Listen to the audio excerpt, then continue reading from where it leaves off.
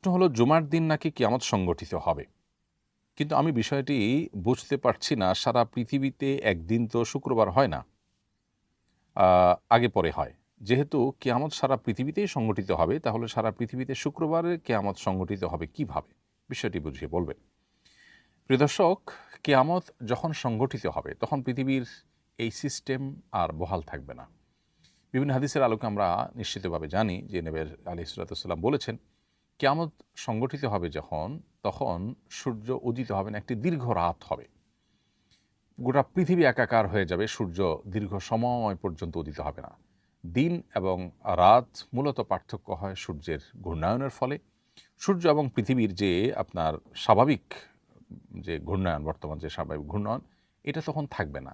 ফলশ্রুতিতে রাত এবং দিন কিন্তু একাকার হয়ে যাবে। এরপরে হঠাৎ সূর্য উদিত হবে পশ্চিম দিক থেকে, অর্থাৎ সময় যে আমরা আজকাল পৃথিবীর স্থানভেদে সময়ের যে তারতম্য মূলত সূর্য এবং পৃথিবীর বর্তমান ঘূর্ণনের মধ্য দিয়ে নিরূপণ করতে পারি, এই সিস্টেম তখন থাকবে না।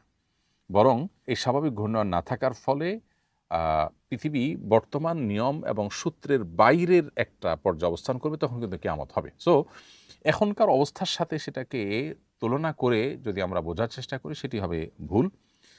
সহিহ মুসলিমের যে হাদিসটি আমরা বললাম যে কিয়ামত যখন সংঘটিত হবে, সূর্য পশ্চিম দিক থেকে উদিত হবে, পৃথিবীর স্বাভাবিক প্রক্রিয়া সেগুলো থাকবে না, স্বাভাবিক রীতি এগুলো থাকবে না।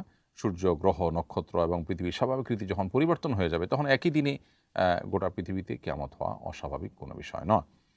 আবার আরেকটি দিক হলো যে আল্লাহর ইলমে অপরিবর্তিত। আমাদের কাছে, পৃথিবীবাসীর কাছে সূর্যের ঘূর্ণনের ফলে কোথাও দিন, কোথাও রাত, কোথাও শুক্র, কোথাও শনিবার হয়ে থাকে। কিন্তু আল্লাহর ইলমে বিষয়গুলো বা আলমে আপনার আলমুল গায়বে বা অদৃশ্যের জগতে, পৃথিবীর বাইরের জগতে বিষয়টা এরকম না। ফলে সেই দিক বিবেচনা করে হয়তো জুমাবার বলা হয়েছে। বাকি হাদিসে কোনো কিছু যদি বর্ণিত হয় এবং সেটা যদি বিশুদ্ধভাবে সাব্যস্ত হয়, তাহলে সেটা আমাদের বুঝে আসুক বা না আসুক, সেটা মহাসত্য। আমাদের সব বুঝ, আমাদের সব চোখের দেখা ভুল হতে পারে, মিথ্যা হতে পারে, কিন্তু আল্লাহ এবং তার রাসূল সাল্লাল্লাহু আলাইহি ওয়াসাল্লামের দেওয়া কোনো ইনফরমেশন মিথ্যা হতে পারে না। অতএব এখানে সম্ভাব্য দুটি ওয়ে আছে, আরও কোনো ওয়ে থাকতে পারে।